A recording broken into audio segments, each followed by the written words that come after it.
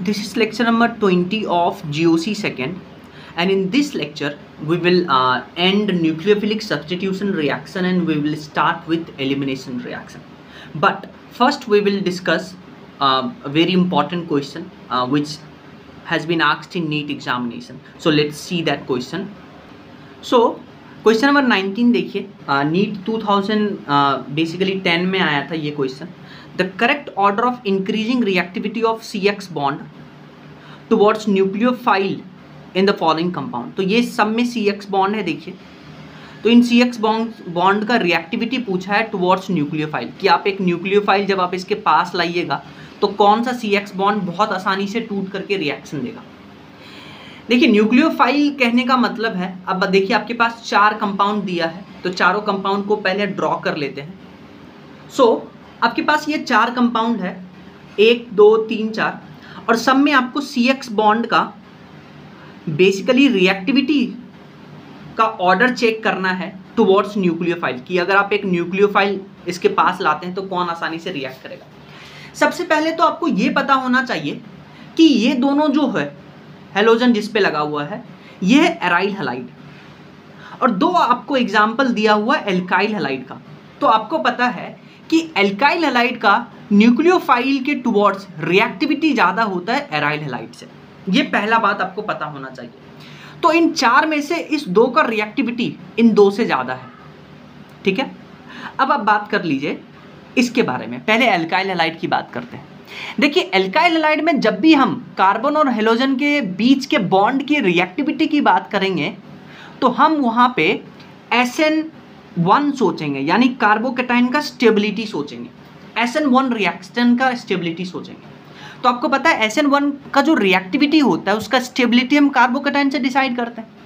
तो alkyl halide में nucleophile के प्रति जो रिएक्टिविटी है वो आप चेक करिएगा किसमें कार्बोकैटायन का स्टेबिलिटी ज़्यादा है. तो बताइए इस दोनों में कार्बोकैटायन का स्टेबिलिटी किस में ज़्यादा है? बिल्कुल सही बात है, C में कार्बोकैटायन का स्टेबिलिटी ज़्यादा है D से. ठीक है, फिर आप बात करते हैं तो सबसे ज़्यादा C का स्टेबिलिटी हो जाएगा, फिर D का, क्योंकि एल्काइल हैलाइड का स्टेबिलिटी ओवरऑल एराइल हैलाइड से ज़्यादा हो तो सबसे ज़्यादा C का, फिर D का. अब बात करिए A और B में. देखिए A और B में एराइल हैलाइड है तो एराइल हैलाइड में हम रिएक्टिविटी सोचेंगे कार्ब एनाइन के स्टेबिलिटी से, और आपको पता है कार्ब एनाइन का स्टेबिलिटी कौन बढ़ाता है ज़्यादा? अगर -M ग्रुप अटैच्ड है तो इस दोनों में इसमें -M ग्रुप अटैच्ड है तो सबसे ज़्यादा A रिएक्टिव होगा, फिर B रिएक्टिव होगा. तो आपके पास ऑप्शन में आंसर क्या हो जाएगा? ये आंसर हो जाएगा. डन. तो एल्काइल हैलाइड में हम रिएक्टिविटी सोचेंगे SN1 से, कार्बोकैटायन की स्टेबिलिटी से. एराइल हैलाइड में सोचेंगे कार्ब एनाइन के स्टेबिलिटी से, और एसिड डेरिवेटिव यानी इलेक्ट्रॉन विड्रॉइंग ग्रुप. ठीक है, नेक्स्ट क्वेश्चन देखिए आपके पास बेंजीन पे NO2 लगा हुआ है, यहाँ पे क्लोरीन लगा हुआ है. इसका रिएक्शन करवा रहे हैं हम CH3O नेगेटिव साथ में हीट. तो आपको पता है क्या होगा, यहाँ से क्या होगा, CH3OH है ना यहाँ पे, तो यहाँ से हाइड्रोजन और HCl निकालिएगा और OCH3 यहाँ पे अटैच कर दीजिए तो आपके पास आंसर मिल जाएगा. ये तो एक क्वेश्चन है. फिर आप इस क्वेश्चन को देखिए, वेरी इंपॉर्टेंट क्वेश्चन. आपके पास यहाँ पे फ्लोरीन भी है और क्लोरीन भी है, और सेम रिएजेंट के साथ हम रिएक्शन करवा रहे हैं. तो आपको पता है फ्लोरीन और क्लोरीन में से कोई एक बाहर निकलेगा और उसके जगह पे OCH3 अटैच होना है. तो सबसे बड़ा सवाल है कि फ्लोरीन और क्लोरीन में से कौन बाहर निकलेगा. तो ध्यान से सुनिएगा, रिएक्शन करवाने का क्या है की पॉइंट. आप वही हेलोजन निकालिएगा जिसके मेटा या जिसके ऑर्थो या पैरा पोजीशन पे -M ग्रुप है. वापस से मैं बोल देता हूँ, आप वही हेलोजन को सब्सटीट्यूट करिएगा जिसके ऑर्थो या पैरा पे -M ग्रुप है. आप फ्लोरीन को पकड़िए, फ्लोरीन के देखिए पैरा पे NO2 है लेकिन क्लोरीन के मेटा पे NO2 है. तो अभी मैंने बोला कि वही हेलोजन निकलेगा जिसके ऑर्थो या पैरा पे -M है. तो यहाँ से फ्लोरीन निकलेगा और फ्लोरीन के जगह पे OCH3 लगेगा. क्लोरीन वैसा के वैसा ही है तो ये आपके पास प्रोडक्ट बन जाएगा. तो वही हेलोजन ज़्यादा रिएक्टिव होगा जिसके ऑर्थो या पैरा पे NO2 लगा हुआ है, यानी -M इफेक्ट लगा हुआ है. सो अब एक इंपॉर्टेंट मैकेनिज्म है जिसको बुलाते हैं बेंजाइन मैकेनिज्म, वेरी इंपॉर्टेंट, क्योंकि इस पे नीट पे क्वेश्चन आया है। तो ध्यान से देखिए, जो बेंजाइन मैकेनिज्म हम एराइल हैलाइड पे ही करवाएंगे, और बेसिकली देखिए न्यूक्लियोफिलिक सब्स्टिट्यूशन करवाएंगे एरोमेटिक कंपाउंड पे, और ये मैकेनिज्म होगा न्यूक्लियोफिलिक सब्स्टिट्यूशन, पहले एलिमिनेशन होगा फिर एडिशन। तो ध्यान से सुनिए, हम क्या कर रहे हैं, when aryl halide without electron withdrawing group in presence of strong heating और स्ट्रॉन्ग बेस लाइक NaNH2, तो हम क्या करेंगे, देखिए एराइल हैलाइड लेंगे और एराइल हैलाइड पे कोई भी इलेक्ट्रॉन विड्रॉइंग ग्रुप अटैच नहीं होगा, और इस एराइल हैलाइड को हम, है ना, टक्कर करवाएंगे किसके साथ, या तो स्ट्रॉन्ग हीटिंग करवाएंगे या स्ट्रॉन्ग बेस जैसे कि NaNH2 लिक्विड अमोनिया में ले लेंगे। तो देखिए रिएक्शन कैसे प्रोसीड होगा, ध्यान से सुनिएगा। सो मान लेते हैं आपके पास ये है एराइल हैलाइड, ये है क्लोरोबेंजीन, और इसका हम रिएक्शन करवा रहे हैं। ध्यान से रिएजेंट देखिएगा, NaNH2 और इसके साथ में लिक्विड अमोनिया लेते हैं। आपको पता है लिक्विड अमोनिया क्यों लेते हैं, या फ्यूज्ड NaNH2 भी ले सकते हैं और साथ में हीट ले सकते हैं, ठीक है। अब आप देखिए ये क्या है, ये एक स्ट्रॉन्ग बेस है NaNH2, और क्लोरीन के इस कार्बन पे जो हाइड्रोजन लगा होगा ये एसिडिक हाइड्रोजन होगा। क्या होगा, एसिडिक हाइड्रोजन होगा।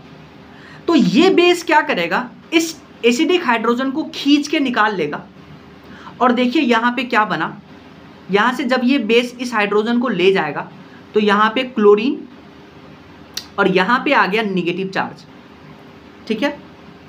अब ध्यान से सुनिए, अब यहाँ पे देखिए क्या होगा, ये नेगेटिव चार्ज यहाँ बॉन्ड बनाएगा, क्लोरीन अच्छा लिविंग ग्रुप है, क्लोरीन यहाँ से एलिमिनेट हो जाएगा। क्या हो जाएगा, एलिमिनेट हो जाएगा। तो आपके पास देखिए क्या बना, आपके पास एक पाई बॉन्ड बन गया यहाँ पे। तो इसको बुलाते हैं बेंजाइन। क्या बुलाते हैं, बेंजाइन। बेंजीन के बाहर एक पाई बॉन्ड, इसको बुलाते हैं बेंजाइन। अब ध्यान से सुनिए, हम क्या कर रहे हैं, इस कार्बन को ऐसे मार्क कर रहे हैं। क्यों मार्क कर रहे हैं अभी आपको समझ में आ जाएगा। अब देखिए ये पाई बॉन्ड बेसिकली न्यूक्लियोफाइल के प्रेजेंस में अलग अलग तरीके से टूट सकता है। या तो ये पाई बॉन्ड ऐसे टूट सकता है, तो इसको, इस प्रोसेस को बुला देते हैं ए। तो अगर ये पाई बॉन्ड ऐसे टूटेगा तो यहाँ नेगेटिव आएगा, यहाँ पॉजिटिव आएगा। लेकिन एक तरह से पाई बॉन्ड ऐसे भी टूट सकता है, इस टूटने के तरीके को हम बी बुला लेते हैं, ठीक है। और इसको हम तोड़ते हैं अलग अलग तरीके से, ठीक है। पहला जो मैंने तरीका अपनाया है कि पाई बॉन्ड को इधर तोड़ा है, किसके प्रेजेंस में, हम यहाँ पे लेके आ रहे हैं NH2 नेगेटिव। देखिए यहाँ से NH2 नेगेटिव आएगा, और ए वाला जो पाई बॉन्ड टूटा है उसके बारे में बात करते हैं, ठीक है। तो देखिए पाई बॉन्ड कैसे तोड़ दिए हम, पाई बॉन्ड इधर तोड़े थे तो इधर नेगेटिव आएगा, इधर पॉजिटिव आएगा, और इस पॉजिटिव से NH2 जुड़ जाएगा, और इस कार्बन को हमने ऐसे स्टार मार्क किया तो यहाँ NH2 लग जाएगा, ठीक है। और यहाँ पे आ गया आपके पास नेगेटिव चार्ज, क्योंकि पाई बॉन्ड तोड़ करके इधर लेके आए थे। फिर हम क्या करेंगे, इसका रिएक्शन करवा देंगे H+ और अमोनिया के साथ में, क्योंकि लिक्विड अमोनिया हमने लिया है। तो ये H+ यहाँ जाके जुड़ जाएगा, और आपके पास क्या बन जाएगा, ये प्रोडक्ट आपके पास बनेगा। NH2 लगा यहाँ पे स्टार मार्क किए थे, और यहाँ पे हाइड्रोजन जुड़ गया। अब देखिए ध्यान से, जहां से क्लोरीन एलिमिनेट हुआ है, जिस कार्बन से, इस कार्बन को स्टार मार्क कर दीजिए, उसी स्टार मार्क वाले कार्बन पे NH2 जाकर के सब्स्टिट्यूट हो गया। तो जिस पोजीशन से क्लोरीन निकला उसी से NH2 अटैच हो गया। तो इस प्रोडक्ट को हम बुलाते हैं इप्सो प्रोडक्ट। क्या बुलाते हैं, इप्सो प्रोडक्ट, या इसको डायरेक्ट सब्स्टिट्यूशन बुलाते हैं। क्या बुलाते हैं, डायरेक्ट सब्स्टिट्यूशन। अब हम जो दूसरा तरीका था पाई बॉन्ड तोड़ने का, बी वाला तरीका, कि पाई बॉन्ड को तोड़ करके इस कार्बन पे ले गए, तो यहाँ नेगेटिव आएगा स्टार मार्क वाले कार्बन पे, और यहाँ पॉजिटिव आएगा, और इस पॉजिटिव से NH2 जुड़ जाएगा। तो देखिए अब जो ये NH2 है ये किससे जुड़ेगा, इस कार्बन से जुड़ेगा। तो जोड़िए, ये था आपका स्टार मार्क वाला कार्बन, यहां पे आएगा नेगेटिव चार्ज क्योंकि ये पाई बॉन्ड तोड़ करके इधर लेके आए थे, और यहां से जुड़ गया आपके पास NH2, ठीक है। वापस से इस नेगेटिव चार्ज को हटाने के लिए H+ और NH3 का अटैक करवा देंगे तो आपके पास बन जाएगा ये प्रोडक्ट। यहां से जुड़ गया NH3 और यहां पे स्टार मार्क वाले कार्बन पे जुड़ गया हाइड्रोजन। ठीक है, सो अब देखिए जिस स्टार मार्क वाले कार्बन पे क्लोरीन अटैच था उसके दूसरे डायरेक्शन में NH3 अटैच हुआ है, तो इसको बुलाते हैं साइन सब्स्टिट्यूशन। देखिए जहां से क्लोरीन निकला था जिस स्टार मार्क वाले कार्बन से, वहां NH2 लगता है जिसको इप्सो या डायरेक्ट सब्स्टिट्यूशन बुलाते हैं, लेकिन वहां अगर NH3 नहीं लगा तो इसको बुलाते हैं साइन सब्स्टिट्यूशन। क्या बुलाते हैं? Sign substitution. अच्छा, ऐसा ही डाउस प्रोसेस में भी होता है। मैंने आपको डाउस प्रोसेस पढ़ाया था। डाउस प्रोसेस क्या होता था? डाउस प्रोसेस में हम क्लोरोबेंजीन लेते थे, क्लोरोबेंजीन का रिएक्शन करवाते थे हम पहले स्टेप में एक्वस NaOH के साथ में, और यहाँ पे कंडीशन लेते थे 623 केल्विन या 300 एटमॉस्फेरिक प्रेशर, और दूसरे स्टेप में हम H+ का रिएक्शन करवाते थे तो आपके पास फिनॉल बनता था। डाउस प्रोसेस में फिनॉल बनता है। जब भी मैं बोलूँगा डाउस आप बोलिएगा फिनॉल।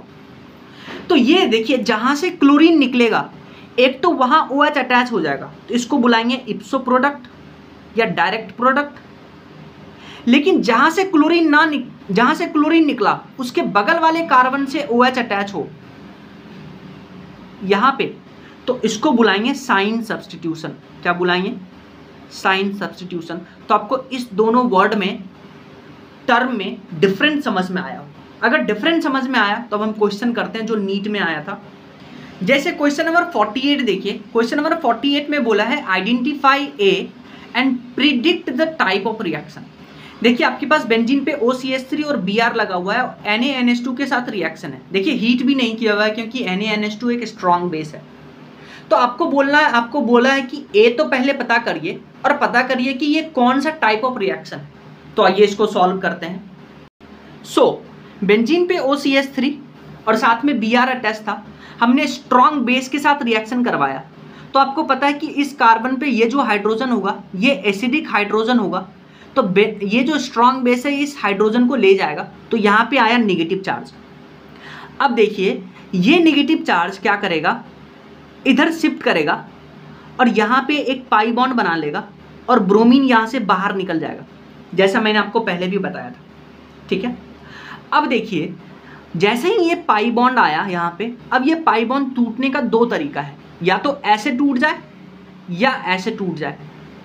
अगर ये पाई बॉन्ड इधर टूटेगा तो इधर नेगेटिव चार्ज आएगा और इधर पॉजिटिव चार्ज आएगा, और फिर आप NaNH2 लिए हैं तो NaNH2 से NH2 आएगा, नेगेटिव चार्ज यहाँ अटैच हो जाएगा तो यहाँ NH2 बन जाएगा और यहाँ नेगेटिव आएगा। और फिर इस नेगेटिव चार्ज को कम करने के लिए या हटाने के लिए आप H+ या NH3 का यूज करिएगा तो नेगेटिव चार्ज खत्म हो जाएगा और आपके पास ये प्रोडक्ट बन जाएगा NH2।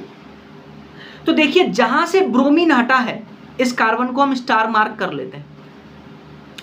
जहां से जिस स्टार मार्क वाले कार्बन से ब्रोमीन हटा है वहीं से NH2 जुड़ गया है, तो आपको पता है इसको इप्सो या डायरेक्ट सब्स्टिट्यूशन बुलाते हैं। तो यही आपका आंसर है। एक तो प्रोडक्ट आपके पास ये बनेगा और इसको बुलाते हैं substitution product, direct substitution product. ठीक है, तो ये प्रोडक्ट आपके पास बनेगा। अब हम बात करेंगे एलिमिनेशन। अब एक नया टॉपिक स्टार्ट हो रहा है, एलिमिनेशन रिएक्शन।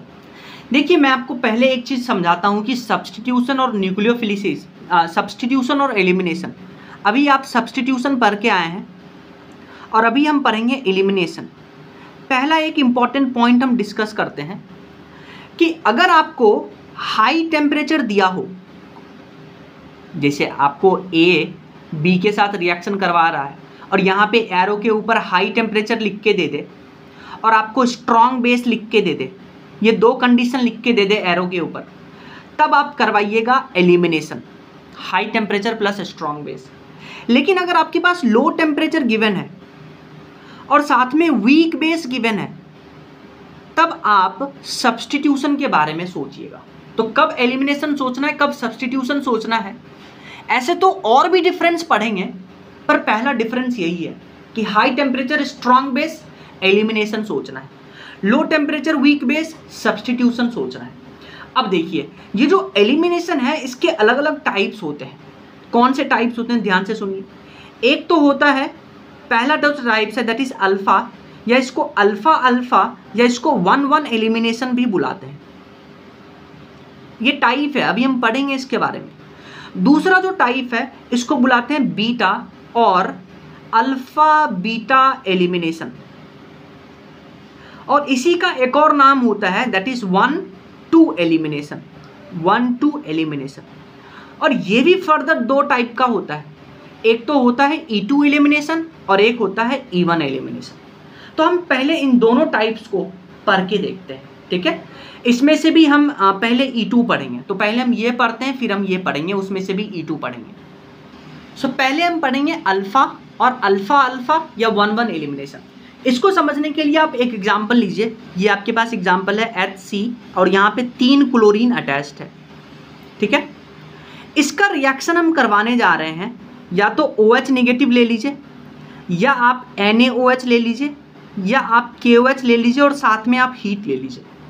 तब आप देखिए यहाँ पे क्लोरीन जो है 3 क्लोरीन -I इफेक्ट लगाएगा, तो यहाँ से ये इलेक्ट्रॉन खींचेगा कार्बन पे, तो कार्बन पे क्या होगा, ढेर सारा पार्शियल पॉजिटिव चार्ज आएगा, जिसके कारण से ये हाइड्रोजन जो होगा ये मोर एसिडिक हाइड्रोजन में कन्वर्ट हो जाएगा, ठीक है। क्योंकि कार्बन पे पॉजिटिव चार्ज आ रहा है, ये हाइड्रोजन को भगाना चाहेगा, तो जितना ज़्यादा H+ उतना ज़्यादा एसिडिक।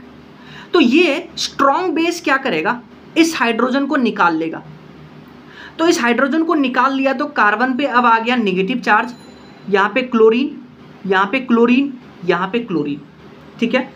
फिर क्या होगा, ये क्लोरीन एक अच्छा लीविंग ग्रुप है, यहाँ से क्लोरीन बाहर निकलेगा तो आपके पास बन गया कार्बन पे ये लोन पेयर आ गया, और 2 क्लोरीन 2 क्लोरीन 2 क्लोरीन आ गया। इसको आप ऐसे भी बुलाइएगा CCl2 और साथ में लोन पेयर। इसको बुलाते हैं डाइक्लोरोकार्बिन। क्या बुलाते हैं, डाइक्लोरोकार्बिन, डाइक्लोरोकार्बिन। अब ध्यान से सुनिए क्या हुआ। देखिए जिस कार्बन पे हेलोजन है उसको बुलाते हैं अल्फा कार्बन।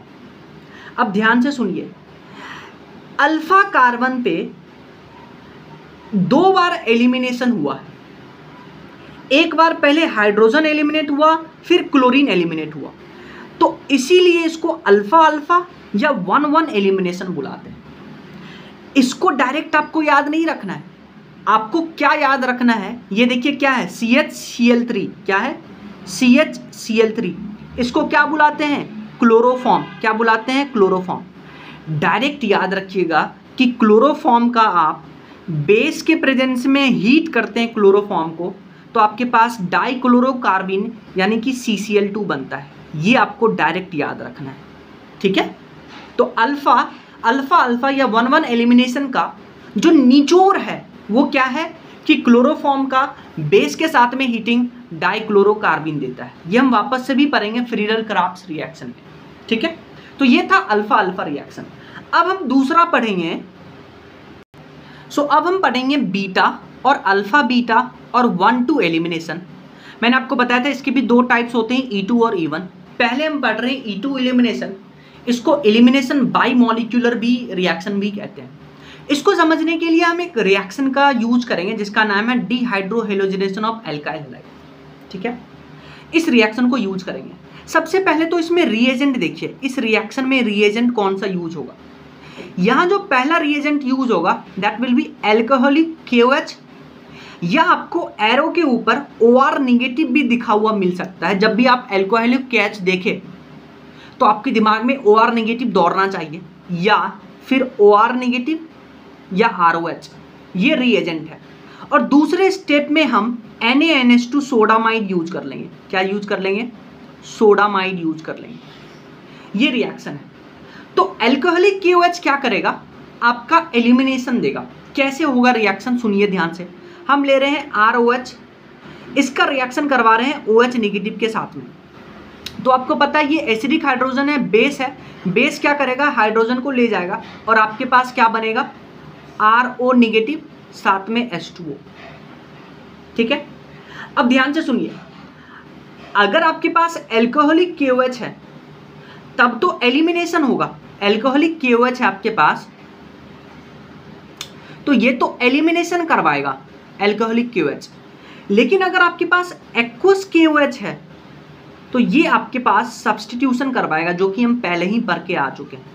ठीक है, तो एल्कोहलिक KOH में देखिए आपके पास RO नेगेटिव मिलता है, लेकिन एक्वस KOH में आपको OH नेगेटिव मिलेगा, पहले भी पढ़ चुके हैं। और अगर आप बेसिकली बेसिक स्ट्रेंथ की बात करते हैं तो एक तो आपके पास NH2 नेगेटिव पहले मिला था, यानी NaNH2 से यहाँ से NH2 नेगेटिव मिलेगा, फिर एल्कोहलिक KOH से OR नेगेटिव मिला, और फिर एक्वस KOH से आपके पास OH नेगेटिव मिला। तो सबसे ज़्यादा बेसिक स्ट्रेंथ किसका होगा? NH2 नेगेटिव का, फिर OR नेगेटिव का, फिर OH नेगेटिव का। फंडा क्या है? इलेक्ट्रोनेगेटिविटी। ठीक है, बेसिक स्ट्रेंथ किसका ज़्यादा होगा? जितना ज़्यादा आसानी से बेसिकली चार्ज डोनेट कर दे, नेगेटिव चार्ज डोनेट कर दे। नाइट्रोजन का इलेक्ट्रोनेगेटिविटी कम है ऑक्सीजन से, तो ये आसानी से नेगेटिव चार्ज डोनेट कर देगा, तो इसका ये सबसे अच्छा बेसिक स्ट्रेंथ इसका होगा। इसको समझने के लिए डिहाइड्रोहाइलोजेनेशन ऑफ अल्काइल हैलाइड, हम बेसिकली क्या कर रहे हैं, एक रिएक्शन ले रहे हैं CH3 CH2 CH2 Cl, और इसका रिएक्शन करवा रहे हैं एल्कोहलिक KOH, साथ में हम हीट भी लेंगे यहाँ पे, और साथ में सोडामाइड NaNH2 और साथ में हीट लेंगे। तो ले रहे हैं एल्कोहलिक KOH। जैसे ही एल्कोहलिक KOH आया, आपके पास दिमाग में क्या दौड़ना चाहिए? OR negative. साथ में आप हीट ले रहे हैं और NaNH2 हीट ले रहे हैं। तो देखिए रिएक्शन कैसे प्रोसीड होगा। हम इस बेसिकली रिएक्टेंट को ऐसे लिख लेते हैं, CH3 CH CH2 Cl, इसको हमने ऐसे लिख लिया। ठीक है, अब देखिए ये क्या है? ये है आपके पास अल्फा कार्बन और ये है आपके पास बीटा कार्बन। क्लोरीन जिस पे लगा वो अल्फा कार्बन, उसके बगल वाला बीटा कार्बन। ये बीटा कार्बन पे जो हाइड्रोजन है ये आपके पास एसिडिक हाइड्रोजन है, और KOH लिए तो यहाँ से बेस आएगा RO नेगेटिव। ये बेस क्या करेगा? इस हाइड्रोजन को यहाँ से ऐसे ले जाएगा, एक्सट्रैक्ट कर लेगा। और आपको पता है कि इस कार्बन में ये क्लोरीन बॉन्ड बना है, तो ये बॉन्ड बना है बॉन्डिंग मॉलिक्यूलर ऑर्बिटल में ये इलेक्ट्रॉन डेंसिटी होगा, और एक एंटी बॉन्डिंग मॉलिक्यूलर ऑर्बिटल यानी कि सिग्मा स्टार यहाँ पे खाली होगा। तो जैसे ही हाइड्रोजन निकला तो ये बॉन्ड क्या होगा? इस सिग्मा स्टार में ट्रांसफर होगा। तो यहाँ पे देखिए RDS में क्या बना? RDS में देखिए CH3 CH, यहाँ पे ये बॉन्ड क्या हो रहा है? ये बॉन्ड क्या हो रहा है? टूट रहा है, और ये बॉन्ड RO और H के बीच में बॉन्ड बन रहा है। तो यहाँ पे देखिए RO निगेटिव और H के बीच में ये बॉन्ड बन रहा है, बॉन्ड विल बी फॉर्म्ड, और हाइड्रोजन और CH के बीच में ये बॉन्ड टूट रहा है, बॉन्ड ब्रोकन। ठीक है, और CH और CH2 के बीच में पहले एक बॉन्ड था, और अगेन अब ये bond anti bonding molecular orbital में सिग्मा स्टार में गया, तो यहाँ पे एक बॉन्ड बन रहा होगा, यानी बॉन्ड फॉर्म्ड। और फिर क्या होगा? जैसे ही आप इसके सिग्मा स्टार में इलेक्ट्रॉन डालिएगा तो जो बॉन्डिंग मॉलिक्यूलर ऑर्बिटल में क्लोरीन एक अच्छा लीविंग ग्रुप है, ये यहाँ से बाहर चल जाएगा, तो ये देखिए बॉन्ड टूट रहा होगा, तो ये बॉन्ड क्या होगा? बॉन्ड ब्रोकन, क्लोरीन का बॉन्ड टूट रहा होगा। तो ये आपके पास बन गया ट्रांजिशन स्टेट। क्या बन गया? Transition state. अच्छा देखिए ध्यान से स्टेट, ध्यान से देखिए, क्या आपको ट्रांजिशन स्टेट में ऐसा लग रहा है कि एल्कीन बनने की कोशिश हो रहा है यहाँ पे? तो ट्रांजिशन स्टेट में एल्कीन लाइक कैरेक्टर डेवलप होते हैं। और ध्यान से देखिए, एक तरफ से अटैक हो रहा है, दूसरी तरफ से एलिमिनेट हो रहा है, तो इसको एंटी एलिमिनेशन भी बुलाते हैं। क्या बुलाते हैं? एंटी एलिमिनेशन भी बुलाते हैं। तो यहां से अब देखिए क्या होगा? ये बॉन्ड टूट गया, ये बॉन्ड टूट गया, और ये बॉन्ड बना, तो आपके पास प्रोडक्ट क्या बनेगा? CH3 CH double bond CH2, CH3 CH double bond CH2, और साथ में ROH बन गया, ROH बन गया। तो ये आपके पास प्रोपीन बन गया, यानी कि एल्कीन बन गया। ठीक है, और साथ में Cl नेगेटिव बाहर चला गया, ये बना। अब देखिए आपको लग रहा होगा कि एक सिंगल स्टेप रिएक्शन है, और सिंगल स्टेप रिएक्शन है, और अगर हम रेट बात करते हैं E2 का, तो वो सबस्ट्रेट पे डिपेंड करता है। सबस्ट्रेट मतलब बेस। कि जिसका ज़्यादा बेसिक स्ट्रेंथ होगा उसका ज़्यादा रेट ऑफ एलिमिनेशन होगा। तो देखिए बेसिक स्ट्रेंथ हमने इसका बात किया है। तो ऑर्डर ऑफ रिएक्शन क्या होगा? एक तो देखिए रेट ऑफ रिएक्शन किस पे डिपेंड कर रहा है? बेस पे, सबस्ट्रेट पे। एक तो बेस पे और एक सबस्ट्रेट पे। यहाँ देखिए E2 का रेट, ये सबस्ट्रेट है और ये आपने बेस लिया है, तो ऑर्डर ऑफ रिएक्शन क्या हो जाएगा? ऑर्डर ऑफ रिएक्शन इसका 2 हो जाएगा। और सिंस यहाँ पे कोई कार्बोकेटाइन नहीं है तो रीअरेंजमेंट नहीं होगा, तो यहाँ लिख सकते हैं नो कार्बोकेटाइन, नो रीअरेंजमेंट,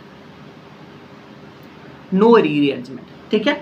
अच्छा, अगर मान लेते हैं इस एल्काइल हैलाइड की बात करिए, तो एल्काइल हैलाइड में अगर ये एल्काइल ग्रुप सेम है तो फिर यहाँ पे अलग अलग हो सकता है, आयोडीन, ब्रोमीन, क्लोरीन, फ्लोरीन। तो सबसे ज़्यादा किसका रिएक्टिविटी होगा? आपको पता है कौन सबसे आसानी से टूट सकता है? RI, फिर RBr, फिर RCl और फिर RF। तो ये रिएक्टिविटी हो गया कब? जब एल्काइल सेम हो, क्योंकि I जो होता है एक अच्छा लिविंग ग्रुप होता है, गुड लिविंग ग्रुप होता है, इसलिए रिएक्टिविटी ऐसा हो गया।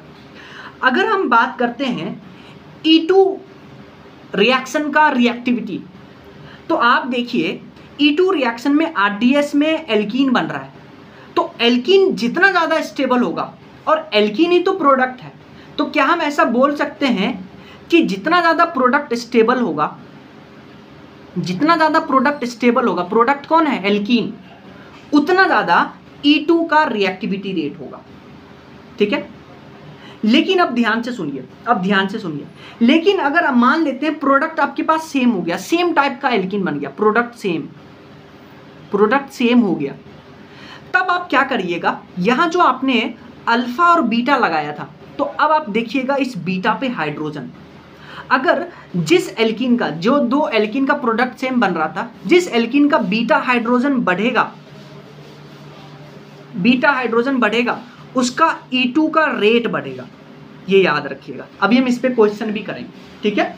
तो ये ओवरऑल E2 रिएक्शन है, इसको लिख लेते हैं। ये एक single step reaction, rate of E2 base पे भी डिपेंड करता है, सबस्ट्रेट पे डिपेंड करता है, इसलिए ऑर्डर ऑफ रिएक्शन 2 है। No carbocation, no rearrangement. Reactivity of alkyl halide की बात करते हैं, अगर एल्काइल ग्रुप सेम है तो RI सबसे ज्यादा होगा, फिर RBr, RCl, RF, क्योंकि आयोडीन एक अच्छा लिविंग ग्रुप है। अगर हम E2 के रिएक्टिविटी की बात करते हैं तो that will be stability of product, और प्रोडक्ट क्या है? एल्कीन, तो हम ये भी बुला सकते हैं स्टेबिलिटी ऑफ एल्कीन। अगर प्रोडक्ट सेम है, if product same then C beta H, number of beta H बढ़ेगा तो रेट ऑफ E2 बढ़ेगा। अभी हमने पढ़ा कि आपके पास KOH दो तरह का होता है, एक्वस KOH और एल्कोहलिक KOH। मैंने आपको बताया था कि अगर एक्वस KOH है तब सब्स्टिट्यूशन SN2 करवाइएगा, एल्कोहलिक KOH साथ में हीट और NaNH2 है तो आप E2 एलिमिनेशन करवाइएगा। तो क्या करवाना है? सब्स्टिट्यूशन SN2 करवाना है तो Cl2 डायरेक्ट हटाना है, OH लगाना है, आपके पास ये प्रोडक्ट बनेगा। अगर आपके पास एल्कोहलिक KOH और साथ में हीट और NaNH2 है तो E2 करवाएंगे। E2 करवाने के लिए क्या करवाइएगा? जिस कार्बन से हेलोजन उसको अल्फा, और इधर बीटा, बीटा से हाइड्रोजन, अल्फा से क्लोरीन निकालिएगा और यहाँ पे डबल बॉन्ड बनाइएगा, आपके पास एल्कीन बन जाएगा। ठीक है। अच्छा, अब हम एक क्वेश्चन करके देखते हैं। आपके पास देखिए 2 ब्रोमो मेथ एथ प्रोब्यूट, 2 ब्रोमो ब्यूटेन दिया है, और रिएजेंट देखिए एल्कोहलिक KOH साथ में हीट और NaNH2। तो आपको पता है जैसे एल्कोहलिक KOH देखिए आपको OR नेगेटिव सोचना है। अब ध्यान से देखिए, जिस कार्बन से ब्रोमीन लगा है इसको अल्फा कार्बन, इसके बगल वाले को हम बीटा 1 बुला लेते हैं और इसके बगल वाले को बीटा 2 बुला लेते हैं। ठीक है। अब ध्यान से देखिए, अब बीटा 1 से भी हाइड्रोजन निकल सकता है और अल्फा से Br निकलेगा, और बीटा 2 से हाइड्रोजन और अल्फा से Br निकलेगा। तो आपके पास देखिए 2 प्रोडक्ट बनेगा।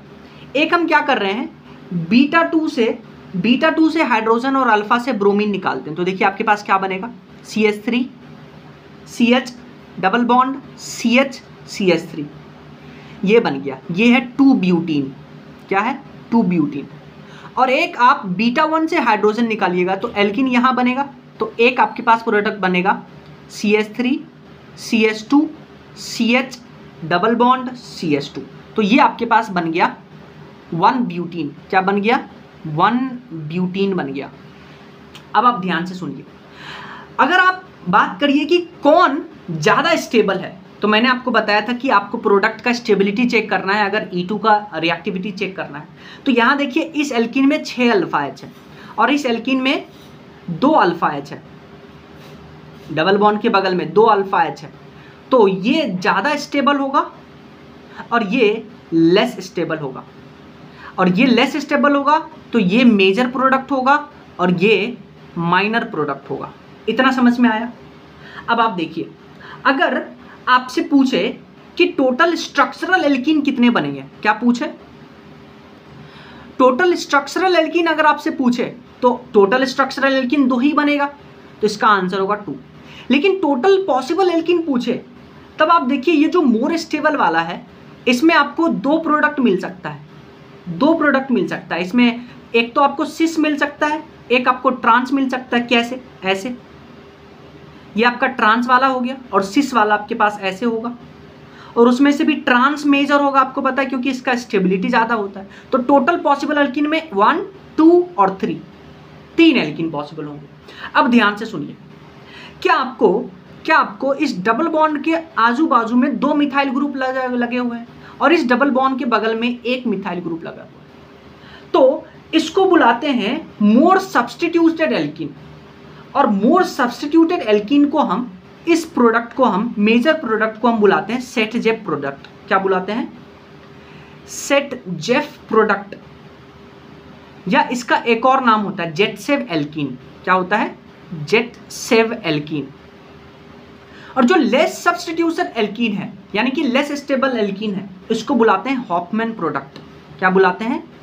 हॉफमैन्स एल्कीन।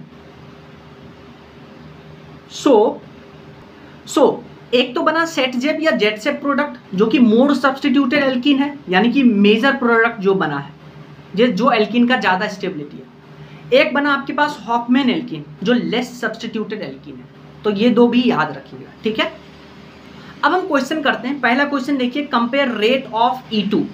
आपको पता है रेट टुवर्ड्स E2 किसका ज़्यादा होगा? जिसका प्रोडक्ट ज़्यादा स्टेबल होगा। प्रोडक्ट इसमें क्या बनता है? एल्कीन। तो आप सिंपल सा चुपके से एल्कीन का स्टेबिलिटी चेक कर लीजिएगा। तो आपके पास देखिए, ये है बेसिकली क्वेश्चन है। तो आप देखिए, जिस कार्बन से क्लोरीन अटैच है, अल्फा कार्बन, उसके बगल वाले कार्बन को बीटा कार्बन बुलाइएगा।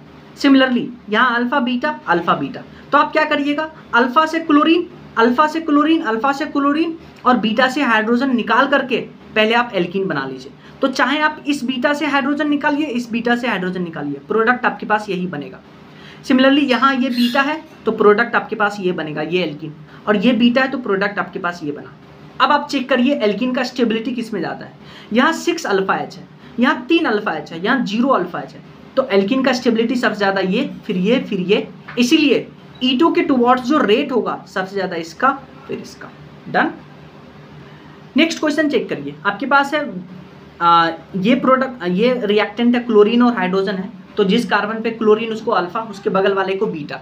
चाहे आप इसको बीटा बुला लीजिए, चाहे इसको बीटा बुला लीजिए, सेम है, कोई फर्क नहीं पड़ेगा। तो आप अल्फा और बीटा से, अल्फा से हेलोजन और बीटा से हाइड्रोजन निकालना स्टार्ट करिए, एल्कीन बनाइए, तो ये एल्कीन बनेगा। सिमिलरली ये पाई बॉन्ड पहले से था, अब एक पाई बॉन्ड यहाँ नया बनेगा तो ये एल्कीन बनेगा। ये पाई बॉन्ड पहले से था, नया पाई बॉन्ड ये बनेगा तो ये बनेगा। अब आप चेक करिए प्रोडक्ट का स्टेबिलिटी किस में ज़्यादा है, इसलिए उसका E2 का रेट भी ज़्यादा होगा। तो यहाँ बेंजीन बना है, सबसे ज़्यादा ये स्टेबल, फिर ये, तो प्रोडक्ट का स्टेबिलिटी सबसे ज़्यादा ये, फिर ये, इसीलिए रेट टुवर्ड्स E2 का सबसे ज़्यादा ये, फिर ये। नेक्स्ट क्वेश्चन देखिए, आपके पास है PHCH2CH2Br और दूसरा है CH3CH CH3Br and CH3CH2 CH2Br। तो आप क्या करिए, जिस कार्बन से ब्रोमीन उसको अल्फा, उसके बगल वाले को बीटा, ब्रोमीन अल्फा बीटा। अब आप क्या करिए, अल्फा से हेलोजन, बीटा से हाइड्रोजन निकालिए, एल्कीन बनाइए। तो यहाँ ये एल्कीन बन गया, यहाँ पे ये एल्कीन बन गया और यहाँ पे ये एल्कीन बन गया। अब आप तीनों एल्कीन का स्टेबिलिटी चेक करिए। पहले तो सबसे ज़्यादा ये एल्कीन स्टेबल होगा क्योंकि यहाँ पीएच के साथ में रेजोनेंस है, और ये 2 एल्कीन आपको देखिए सेम प्रोडक्ट मिल रहा है। तो इसको अगर आप A बुलाते हैं, इसको B बुलाते हैं, इसको C बुलाते हैं, तो सबसे ज़्यादा तो A स्टेबल होगा, यानी रेट टुवर्ड्स E2 A का ज़्यादा होगा। फिर आप B C में देखिए प्रोडक्ट सेम है, और मैंने आपको बताया था कि अगर प्रोडक्ट सेम है तब आप क्या करिएगा, बीटा हाइड्रोजन चेक करिएगा। तो यहाँ देखिए, जिस कार्बन पे हेलोजन उसको अल्फा, उसके बगल वाले कार्बन को बीटा, एक यहाँ बीटा, एक यहाँ बीटा। सिमिलरली जिस कार्बन से हेलोजन अल्फा और यहाँ बीटा, तो इस प्रोडक्ट इस क्वेश्चन में देखिए बीटा हाइड्रोजन है, 2 बीटा हाइड्रोजन और यहाँ है 6 बीटा हाइड्रोजन। तो मैंने आपको बोला था कि अगर प्रोडक्ट सेम हो जाए तो जिसका बीटा हाइड्रोजन ज़्यादा उसका स्टेबिलिटी ज़्यादा, उसका रेट टुवर्ड्स E2 ज़्यादा। तो इसलिए इसका B का 6 बीटा हाइड्रोजन है, इसलिए B का रेट ज़्यादा होगा C से। डन। नेक्स्ट क्वेश्चन देखिए आपके पास है CH3 CH2 CH2 Cl और CH3 CD2 CH3 Cl। तो जिस कार्बन से हेलोजन अल्फा उसके बगल वाले बीटा, अल्फा बीटा। अब आप देखिए आपको क्या करना है, अल्फा से हेलोजन निकालना है, बीटा से हाइड्रोजन निकालना है, अल्फा से हेलोजन निकालना है, बीटा से ड्यूटेरियम निकालना है। तो बताइए कार्बन हाइड्रोजन और कार्बन ड्यूटेरियम में किसका बॉन्ड स्ट्रांग होता है? हाँ, कार्बन ड्यूटेरियम का बॉन्ड स्ट्रांग होता है क्योंकि उसका बॉन्ड एनर्जी ज़्यादा है। तो अगर बॉन्ड एनर्जी ज़्यादा है तो वो बहुत आसानी से नहीं टूटेगा, और नहीं टूटेगा इसलिए रेट ऑफ E2 CH वाले बॉन्ड का ज़्यादा होगा, क्योंकि वो आसानी से टूट जाएगा, आसानी से टूट जाएगा तो E2 का रेट ज़्यादा होगा इसका, इससे। डन।